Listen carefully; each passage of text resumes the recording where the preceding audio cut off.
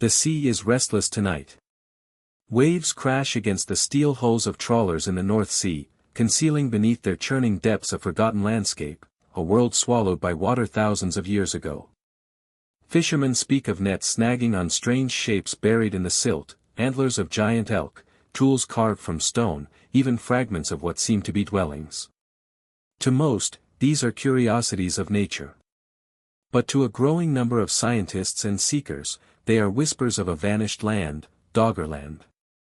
Imagine a place once stretching from the white cliffs of Britain to the sandy dunes of Denmark, where rivers meandered across fertile plains and mammoths grazed in the open fields.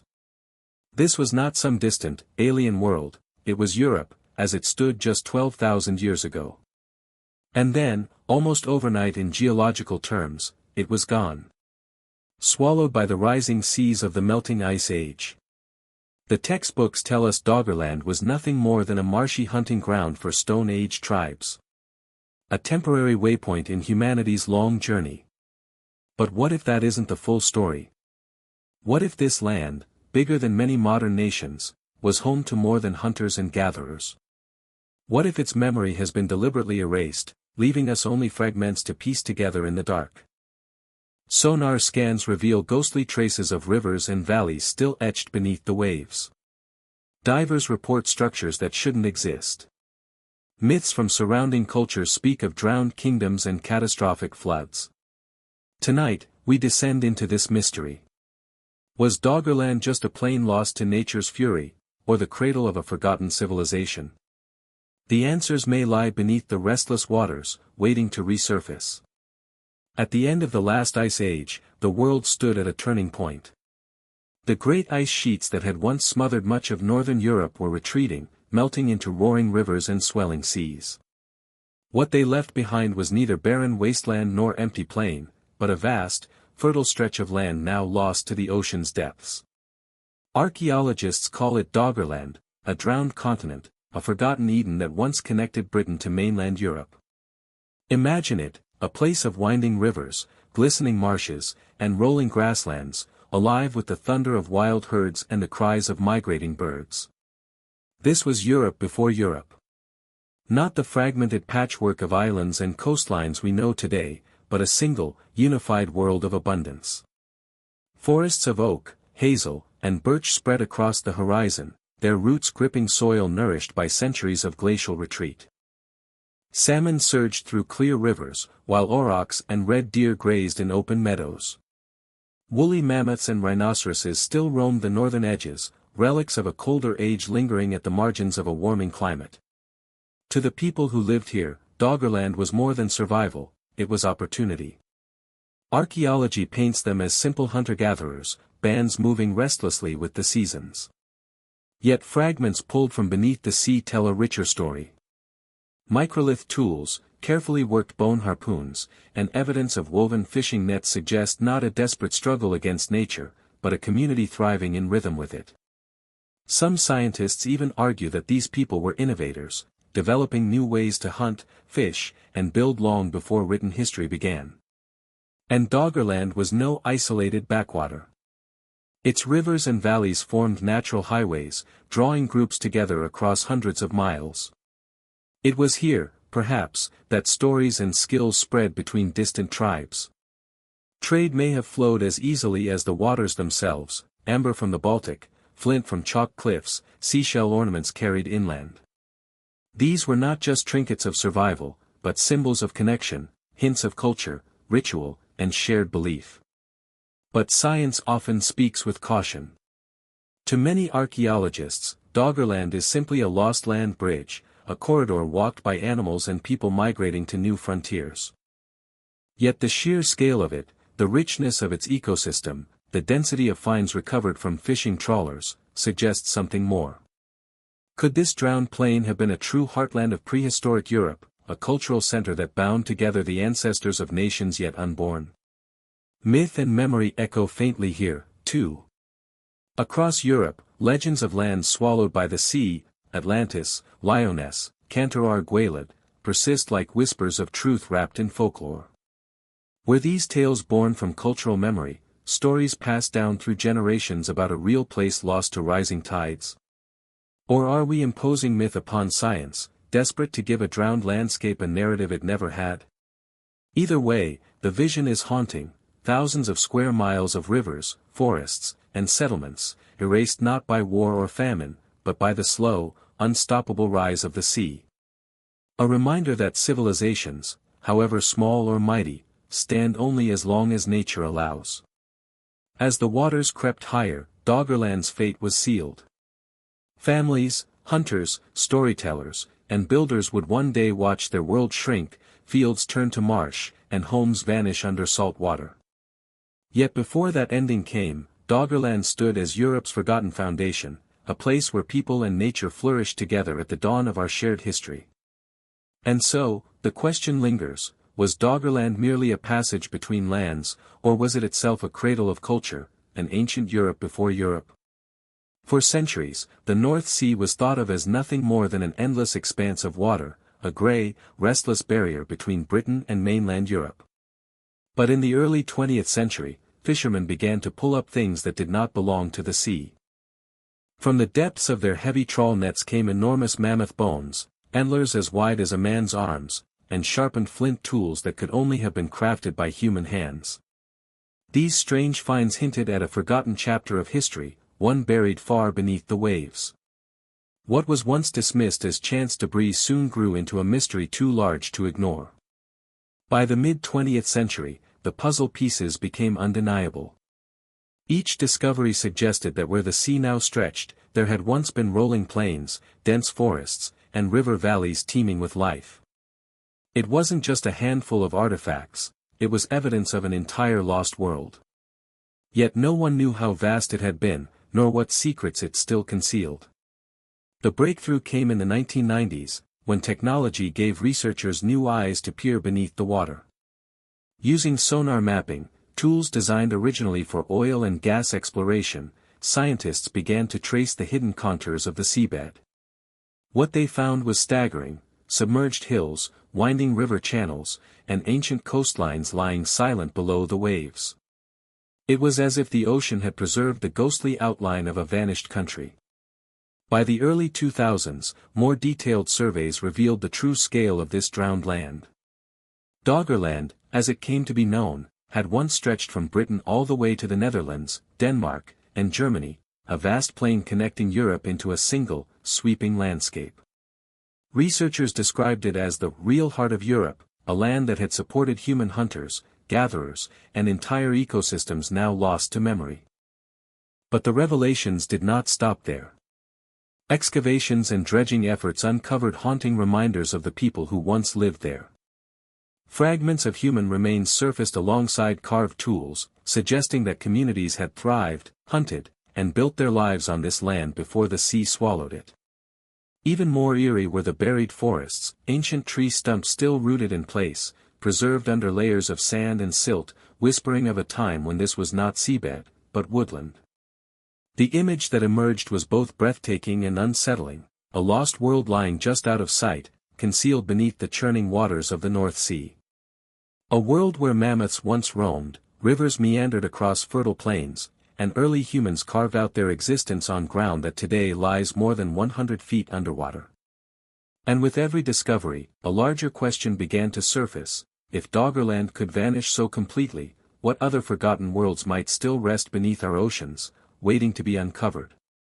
Imagine for a moment a coastline where the sea is not a barrier but a neighbor, where families built homes on fertile plains, where rivers wound through green valleys, and where ancient hunters tracked deer across grasslands that now lie silent beneath the waves. That world, known to scientists as Doggerland, was swallowed by the sea thousands of years ago. But here's the question that keeps historians, archaeologists, and mythologists awake at night: did its memory survive, not in maps or ruins, but in the stories whispered through generations? Across Europe, myths of drowned lands ripple through folklore like haunting echoes. Take the Celtic tale of Ys. In this Breton legend, Ys was a magnificent city, glittering with wealth, protected by dikes against the sea. But hubris, sin, or betrayal, depending on the storyteller, led to its destruction.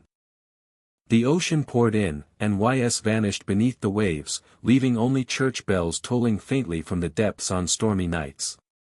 Sail a little further north and you'll encounter Cantor Gwaelad, a Welsh myth of a sunken kingdom off the coast of Cardigan Bay.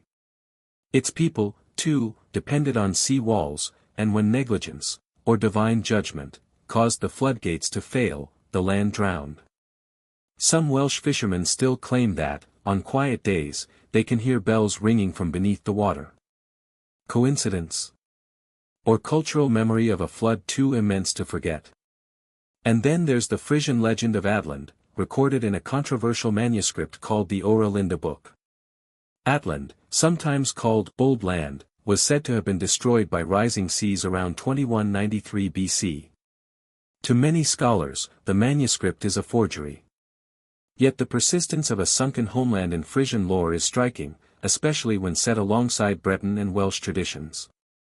Of course, looming over all of this is the most famous drowned world of all, Atlantis. First described by Plato, Atlantis was said to be a mighty island nation swallowed by the sea in a single day and night of misfortune. Historians insist that Plato was crafting allegory, a moral tale about hubris. But others wonder, was his story rooted in older oral traditions, carried forward from a time when rising seas were not metaphor but terrifying reality? Now, scientists warn us against drawing direct lines between geology and myth. They argue that tales of YS, Cantor Gwaelad, and Atlantis are simply products of universal human fears, floods, punishment, and the uncontrollable sea. But here's the tension: the stories are too consistent, too geographically clustered, to dismiss entirely. Why do so many cultures along the North Sea and Atlantic coastlines preserve legends of drowned kingdoms? Why do the details, city walls, bells, fertile plains swallowed by sudden waters, resonate so clearly with what we know of Doggerland's fate? Perhaps the truth lies in the middle ground. These weren't eyewitness reports of Doggerland itself, but rather distorted memories, passed along, reshaped, and mythologized until history blurred into legend. Imagine families displaced by rising waters. Their descendants carry tales of a homeland lost to the sea. Over centuries, memory becomes myth. And by the time these stories reach us, they no longer resemble simple warnings, they become epics of morality, betrayal, and divine justice. But what if they are more than allegory? What if the fairy tales of drowned kingdoms are in fact folk memory of Doggerland's final hours, a prehistoric echo still resonating in our myths today? And if that's true, it raises a chilling question: what else did our ancestors witness that we've dismissed as mere legend? They say the sea remembers everything. But in the case of Doggerland, it remembers too much, and it remembers in silence. For thousands of years, this lost world had been a thriving land bridge between Britain and mainland Europe. Families built homes on its grassy plains, hunters followed reindeer across open meadows, and rivers carved fertile paths through forests teeming with life. It was, in every sense, a cradle of early civilization.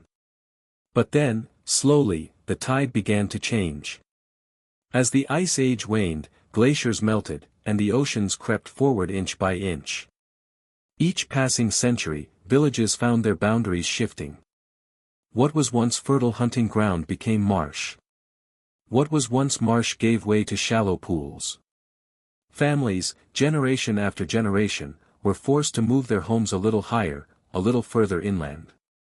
To the people of Doggerland, the sea must have seemed like a patient predator, moving quietly, waiting for the right moment to strike. And then, that moment came. Around 6100 BC, the earth itself trembled. Off the coast of Norway, a section of the continental shelf collapsed in what scientists call the Storegga Slide, one of the largest underwater landslides in human history. The result was a monstrous tsunami. Imagine it, a wall of water, surging with unimaginable force, racing across the North Sea. In a matter of hours, entire landscapes were erased. Villages vanished without a trace. Families who had lived on those plains for generations found themselves caught between a sky gone black with storm and an ocean that had risen like a living beast. Archaeologists tell us this was the final blow, the moment Doggerland ceased to exist. To them, it was a natural disaster, a geological inevitability brought on by the shifting earth. But for those who lived it, it must have felt like something far greater, something mythic. Was it punishment from the gods? A curse from the deep? Legends across Europe whisper of great floods that erased ancient peoples, the Mesopotamian deluge, the biblical Noah, the Norse tales of a drowning world. Could Doggerland be the memory beneath them all? Some researchers suggest that the survivors of Doggerland fled west and south, carrying with them knowledge, stories, and perhaps even the seeds of Europe's earliest farming cultures. If true, then the drowning of Doggerland wasn't just an end, it was a beginning. Out of tragedy, new societies may have been born. Still, the sea keeps its secrets. Beneath the cold waters of the North Sea lie the ghostly outlines of rivers, forests, and perhaps even settlements that once thrived. The silence of those depths is a reminder: whole worlds can vanish, and all we are left with are fragments, bones dredged by trawlers, shards of tools caught in fishing nets, whispers of a land that should never have been forgotten. Doggerland's drowning is more than history. It is a warning. For if the ocean could swallow a continent once, what else might it take again? They call it Europe's Atlantis, a land swallowed by the sea, leaving only scattered traces in the nets of fishermen and the archives of archaeologists. Over the decades, dredgers working the North Sea have hauled up curious objects: harpoons carved from reindeer antler, delicate microlith blades, fragments of human skulls darkened by centuries beneath the waves. Each artifact is a ghostly reminder that Doggerland was not an empty wasteland, but a place where people lived, hunted, and remembered. Among the most striking discoveries are peat samples lifted from the seabed. Within them lie preserved seeds, roots, and pollen that whisper of an ancient environment: lush marshlands, thick forests, and fertile plains. Scientists can reconstruct the seasonal cycles of this vanished world: wild cattle grazing on grasslands, red deer roaming through oak groves, and people fashioning tools as rivers meandered across their villages. The story sounds almost idyllic, until we notice what is missing. For all the scientific attention poured into other prehistoric sites, Doggerland has received surprisingly little excavation. Vast sums are spent mapping shipwrecks, drilling for oil, and charting submarine cables, yet systematic digs across this drowned landscape remain rare. Why?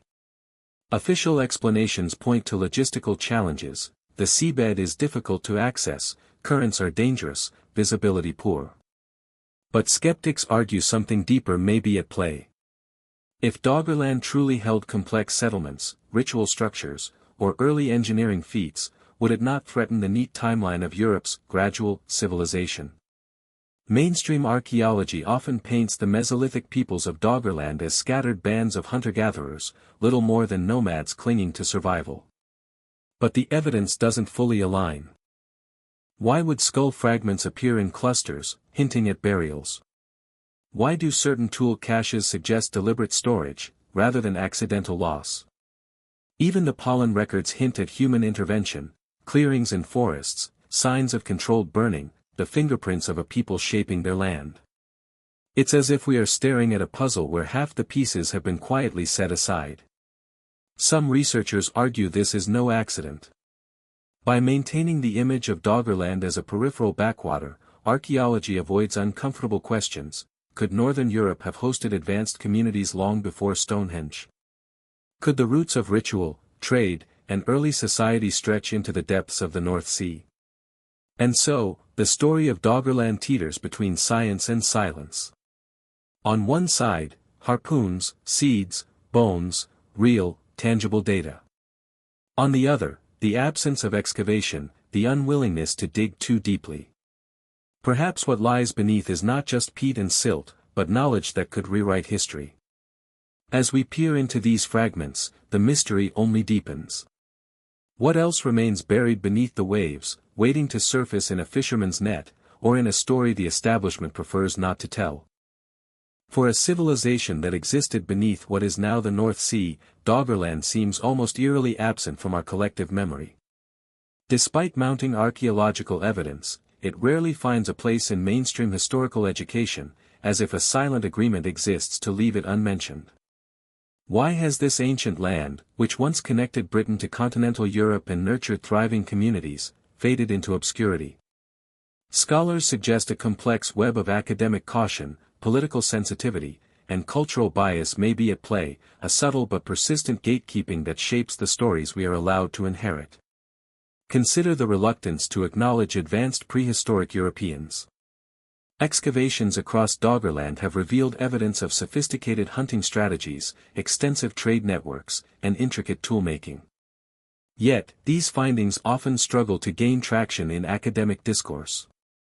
Could it be that our traditional narrative of European history, centered on the rise of classical civilizations like Greece and Rome, leaves little room for a submerged society that challenges the linear progression of human development? The implications are profound. Admitting the existence of a complex prehistoric Europe forces historians to reconsider assumptions about migration, innovation, and the very foundations of our cultural identity. National pride and politics add another layer to this story. Britain, geographically isolated once Doggerland sank beneath rising seas, has constructed a historical narrative that emphasizes insular achievements rather than connections with continental neighbors. Conversely, European countries with vestiges of the submerged land often face the temptation to downplay Doggerland to avoid rewriting the continuity of their ancient lineages. In both cases, the politics of identity shape the silence, rendering Doggerland a ghost in the archives rather than a celebrated chapter in history. Even more intriguing are the anomalous artifacts and controversial bones that hint at knowledge lost or intentionally obscured. Items dredged from the North Sea floor defy simple categorization, tools far ahead of their supposed era, skeletal remains suggesting migration patterns unaligned with conventional models, and fragments that hint at ritual or artistic practices yet to be fully understood.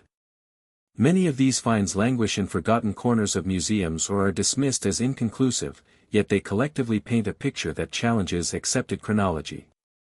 The pattern emerges. Whenever discoveries threaten to disrupt the tidy timeline of human history, they are quietly shelved, delayed, or reframed, leaving an unsettling gap in our understanding.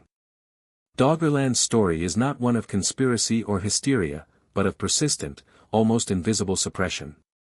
It demonstrates how the weight of tradition, politics, and academic caution can create blind spots in our knowledge, leaving entire civilizations stranded in obscurity. The submerged plains of Doggerland whisper a lesson: history is not merely a record of what happened but also a reflection of what we allow ourselves to see. By piecing together the fragments, by questioning the silences, we begin to glimpse a past more complex, more interconnected, and more enigmatic than textbooks would have us believe. The vast, sunken plains of Doggerland were not empty wastelands, as once imagined. Beneath the North Sea's waves, evidence whispers of a thriving human presence, an intricate tapestry of life that stretched across what is now Europe's watery graveyard. These were not mere wandering foragers scouring the land for survival. Archaeological traces suggest a society aware of its environment, adept at fishing, hunting, and possibly even rudimentary farming. Flint tools and animal bones tell of daily struggle and ingenuity, but it is the subtle signs of social complexity that ignite the imagination: structured settlements, hearths clustered in patterns hinting at communal life, and artifacts that suggest shared belief systems. Genetic studies add another layer to this story, connecting Doggerland's inhabitants to modern Europeans. DNA extracted from coastal remains reveals that these people were ancestors of the populations that would eventually populate Britain, Scandinavia, and parts of continental Europe. Yet, these strands of ancestry are not simply markers of survival, they hint at a population capable of adaptation and cultural exchange. Some researchers propose that as the rising seas swallowed Doggerland, refugees may have carried knowledge, tools, and traditions across the continent, influencing the very foundations of European civilization.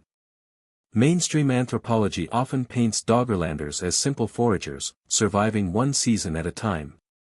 But alternative theories invite us to imagine something far more remarkable: proto-agricultural practices taking root along fertile plains, early seafaring vessels navigating shallow waters, and perhaps even the earliest stirrings of monumental culture. Could these people, displaced by rising tides, have carried seeds of knowledge that would later manifest in megalithic structures like Stonehenge? Some scholars cautiously entertain the idea, while skeptics remain, pointing out the lack of direct evidence. Yet the mystery persists, teasing us with possibilities. Artifacts recovered from submerged landscapes suggest trade, communication, and shared symbolism, hinting that Doggerland was not an isolated backwater but part of a broader network of cultural interaction. Shell ornaments, carved bones, and patterns in toolmaking hint at aesthetic sensibilities and rituals, perhaps even storytelling or proto-religious practices. These fragments allow us to glimpse a world where human creativity and resilience met the raw forces of nature, a civilization slowly erased by the sea but never completely forgotten. As Doggerland disappeared beneath the waves, it carried its people to new lands, leaving behind a puzzle that modern science and archaeology are only beginning to piece together. The legacy of its inhabitants challenges our assumptions about prehistoric Europe. They were not just survivors of a drowned land, they may have been pioneers of ideas, movement, and innovation, an enigmatic population whose echoes shaped the course of history in ways we are only beginning to comprehend. Long before modern Europe rose from its primordial swamps, there was Doggerland, a vast, fertile expanse where forests whispered in the wind and rivers carved through rolling plains. Today, it lies silent beneath the North Sea, a sunken memory of a world that once was. Yet, the echoes of Doggerland are far from gone. They persist, hidden in the myths, place names, and even the DNA of the people who followed in its wake. Could this lost land have shaped Europe's collective memory more profoundly than we dare to imagine? Across northern Europe, countless legends tell of great floods that swallowed entire landscapes. From the Mesopotamian epic of Gilgamesh to the Native American tales of watery cataclysms, these stories share a haunting similarity, a warning etched into human memory. Some scholars dismiss these as coincidence or symbolic morality tales, but what if they are fragments of a shared experience, distorted through millennia? Doggerland's slow submergence, beginning around 12,000 years ago and accelerating catastrophically during the Storegga slide, could have left such an imprint, preserved in oral histories that evolved into the myths we know today. Even the map of modern Europe carries subtle fingerprints of Doggerland's existence. Many place names along the North Sea coast hint at lost landscapes, linguistic echoes of shores and rivers that vanished beneath the waves. Archaeologists have uncovered submerged artifacts, stone tools, traces of settlements, suggesting that humans lived, worked, and thrived here. These remnants challenge the neat narratives of post-Ice Age Europe. Each discovery raises questions: who were these people, and how did their disappearance ripple through neighboring populations? How much of our cultural memory, encoded in story and song, originates from a land no longer visible, yet never entirely forgotten? Genetics offers another layer of intrigue. DNA studies show surprising continuities among northern European populations, hinting at migrations and intermingling that may have been driven by the slow drowning of Doggerland. The survivors carried fragments of their homeland, not just in memory, but in their very bodies, migrating inland, blending with new communities, and seeding the ancestry of modern Europeans. In this sense, Doggerland never truly vanished, it lives on in us, shaping not only the land we inhabit but the people we have become. And then there is the tantalizing possibility that Doggerland inspired stories of Atlantis, passed down and transformed over centuries. Plato's account, dismissed by some as purely allegorical, describes a thriving civilization swallowed by the sea, a mirror of Doggerland's own fate. While skeptics urge caution, the parallels are impossible to ignore: fertile plains, advanced hunter-gatherer societies, and an inexorable flood that reshaped the world. The boundary between myth and memory blurs, leaving us to wonder whether the echoes of Doggerland are still whispering beneath the waves, waiting for those willing to listen. Doggerland's story reminds us that history is never truly lost. It lingers, subtle yet persistent, in the myths we tell, the names we speak, and the bloodlines we inherit. Even as modern Europe stretches its cities toward the horizon, the drowned plains beneath the North Sea remain a silent testament to a world that shaped human imagination long before we could write it down. The land may be gone, but its legacy resonates, across time, across cultures, and within us all. Beneath the restless waves of the North Sea lies a memory almost too vast to comprehend, a drowned landscape, a vanished world, and perhaps, the cradle of Europe's earliest civilization. Doggerland is more than a geographical footnote, it is a haunting testament to time's relentless march, a place where science struggles to illuminate and myth reaches for the impossible. Every sonar ping that echoes across its sunken valleys carries both knowledge and the promise of secrets we may not yet be ready to confront. Archaeologists have painstakingly pieced together the contours of this lost land, rolling hills, rivers cutting through fertile plains, and evidence that humans once thrived here, hunting, gathering, and building lives that were abruptly swept away by rising seas. Yet, for every discovery, there is a question that refuses to settle: what did these people believe? What stories, what rituals, what civilizations might have blossomed here, erased not by conquest or fire, but by the quiet, unstoppable hunger of the ocean? Science offers answers, yet it also highlights the gaps. Sediment cores, submerged forests, and fossilized bones speak in hushed tones of life interrupted. Meanwhile, legends whisper of a paradise beneath the waves, a lost world that survives only in memory, myth, and tantalizing fragments. The contrast between hard evidence and the allure of the forbidden knowledge, the stories we are not told, or perhaps are forbidden to imagine, creates a tension that lingers long after the maps are closed and the microscopes are powered down. Divers still stumble upon human bones, tusks of mammoths, and shards of stone tools, relics that anchor the imagination to reality. Sonar scans reveal valleys and hills that mirror the landscapes of today, yet are drenched in centuries of silence. Storms churn the sea, sometimes exposing new clues, sometimes swallowing them again before they can be studied. Each wave seems to whisper, "This is not the end." The story is still here, just out of reach. And yet, Doggerland is more than a story of loss. It is a mirror reflecting our own relationship with the past, the civilizations we celebrate, the histories we neglect, and the truths we fear might complicate the neat narrative of human progress. If this land truly hosted Europe's first communities, then beneath the seas may lie the remnants of knowledge, artistry, and culture older than we can imagine. Forgotten cities, tools, and bones, silent witnesses to lives once lived, may still wait to challenge everything we think we know about ourselves. History prefers memory to be tidy, yet the ocean remembers otherwise. Doggerland persists as a reminder that beneath our feet, and beneath our seas, the past is never truly gone. It waits, patient and watchful, for those willing to listen, to dive, to uncover. And for every storm that rages, for every sonar echo that scans the depths, the question remains: what else lies waiting beneath the waves, and why have we been taught to forget?